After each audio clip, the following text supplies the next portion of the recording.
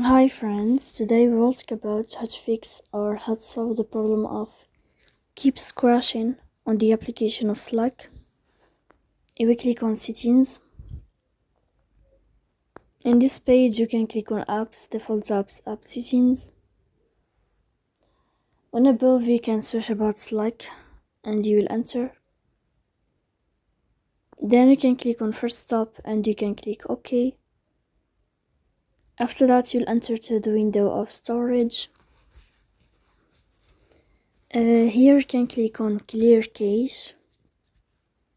In the end you can turn off your phone and you can turn on your phone again to fix that problem. So please don't forget to support us by like and subscribe. See you next time in another video, and thank you for your attention and your watching.